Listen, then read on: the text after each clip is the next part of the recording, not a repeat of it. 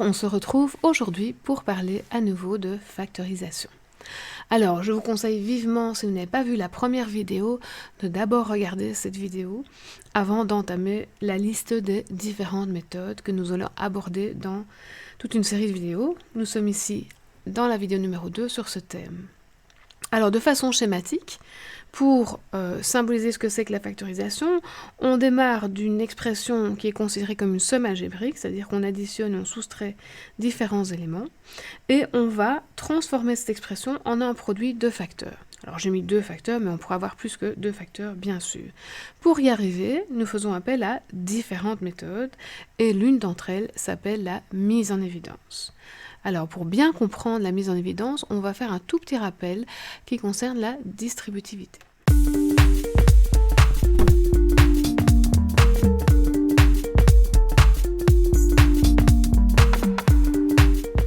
Et donc, vous avez appris à distribuer.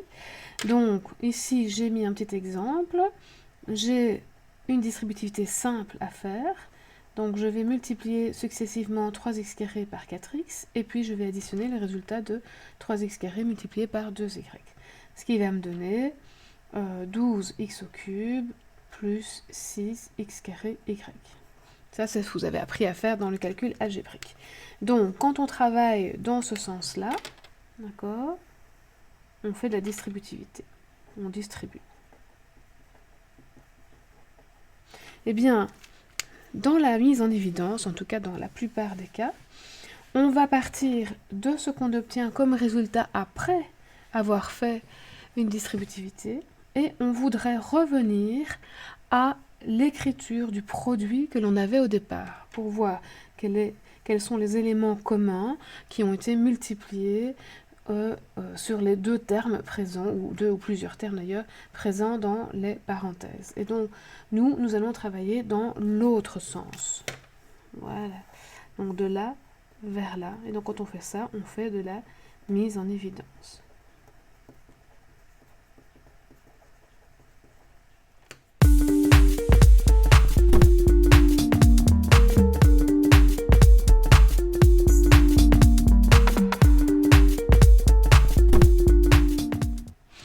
Alors, nous voici avec différents exemples que nous allons travailler ensemble et pour lesquels nous allons factoriser. Donc, la consigne, c'est factoriser ces expressions et nous allons le faire à l'aide de la mise en évidence. Donc, nous allons devoir observer chacun des termes présents dans les sommes algébriques proposées. Donc, ici, j'ai 2 termes. J'ai un terme numéro 1 et j'ai un terme numéro 2. Et je regarde ces termes et je constate qu'ils ont quelque chose en commun. Donc je peux regarder par exemple entre 36 et 72 et je vois que tous les deux sont des multiples de 36. Donc je sais que j'ai 36 en commun. Je vais mettre cet élément commun en évidence à l'avant de mon exercice. Je regarde les lettres et là je constate dans les différentes parties littérales que j'ai un élément commun qui est le X. Donc je vais aussi mettre ce X en évidence. Et donc après, une fois que j'ai observé les différents termes et repéré tout ce qui était commun que j'ai placé à l'avant de mon exercice, je mets le symbole de multiplication. Donc je suis vraiment dans l'écriture de ce qu'on avait avant le développement. Je mets la parenthèse et là je vais devoir écrire autant de termes que ce que j'avais de termes dans mon calcul de départ. Donc j'avais 2 termes avec un symbole d'addition, parce que c'est une somme, donc je vais remettre ce symbole d'addition, fermer ma parenthèse, et je sais que j'ai 2 termes à écrire. Qu'est-ce que je vais écrire ici? Eh bien, tout simplement, je vais écrire le résultat du terme 1 divisé par ce que j'ai mis en évidence. Et je constate ici que ça fait 1.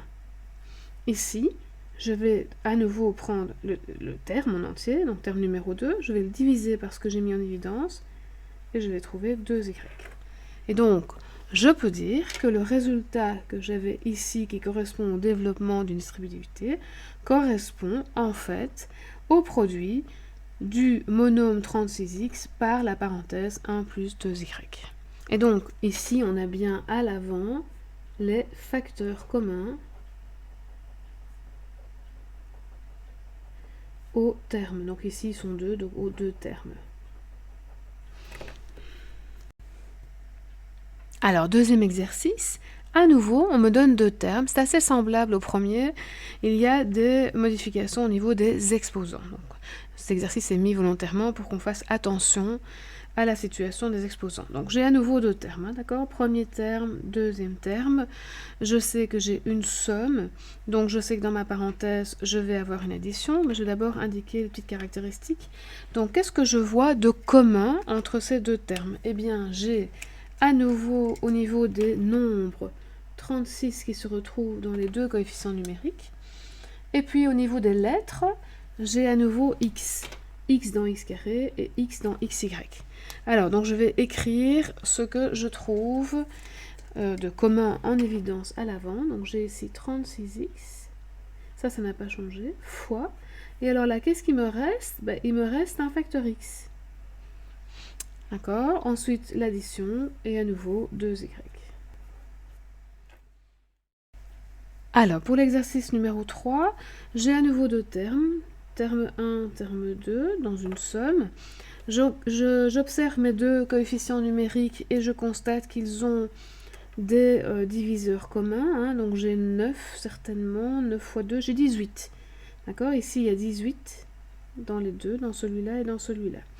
Ensuite, au niveau des variables, j'ai une partie en x avec un exposant, parce que là j'ai x exposant 4, là j'ai x exposant 3. Donc je vais avoir 3 facteurs x en commun. Et puis au niveau des y, j'ai aussi deux facteurs y en commun. Je vais donc écrire tout ce qui est commun. Donc 18 x exposant 3, y exposant 2. Donc on constate qu'on prend la variable affectée du plus petit des exposants. Hein. Le fois. Qu'est-ce qui me reste? 36 divisé en 18, ça fera 2. X exposant 4 divisé en x cube, ça fera x. Et y carré divisé en y carré, ça fera 1. Plus. Ici, je vais avoir 5.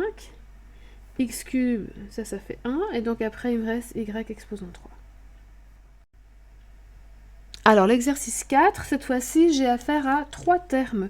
J'ai une somme algébrique, addition, soustraction. Je vais observer les coefficients numériques entre moins 36, 45, moins 63. J'ai certainement 9. Là, c'est 9 fois 7, il n'y a pas de 7 ici. Donc, je vais mettre 9 en évidence. Alors, je pourrais mettre moins 9 en évidence. C'est au choix. Ça fonctionne avec les deux. Ensuite, je vais regarder les lettres, les parties littérales.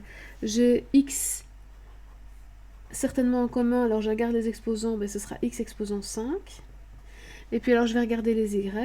Y. Et je prends l'exposant 4. Voilà, fois. Alors, qu'est-ce qui va me rester? Je dois absolument avoir 3 termes, puisque j'avais 3 termes dans ma somme algébrique.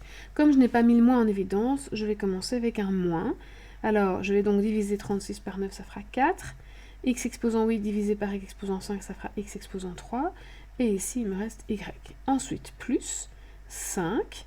X exposant 5, ça se simplifie. Il reste y exposant 4. Et puis, moins 7.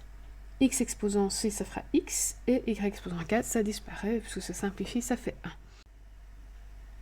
Voilà, on vient de terminer un premier groupe d'exercices assez similaires où on met en évidence entre 2 ou 3 termes les différents facteurs communs constitués d'une partie numérique et d'une partie littérale constituée elle-même d'une ou plusieurs lettres, affectées ou pas d'exposants.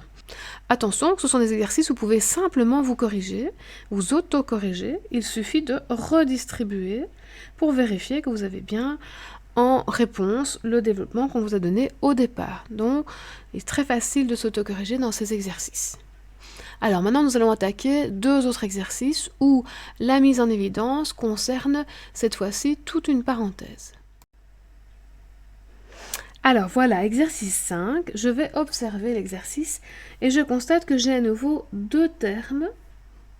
Voilà, un terme numéro 1, un terme numéro 2, mais à l'intérieur de ces termes, je vois qu'ils sont eux-mêmes constitués d'un produit avec une somme entre parenthèses et un coefficient numérique devant. Si je regarde le deuxième terme, j'ai la même parenthèse avec le même contenu et elle-même multipliée par un nombre. Donc je vois que j'ai en commun l'élément a plus b entre parenthèses dans les deux termes. Eh bien, cet élément commun, je vais le mettre en évidence. Donc, je mets en évidence toute une parenthèse.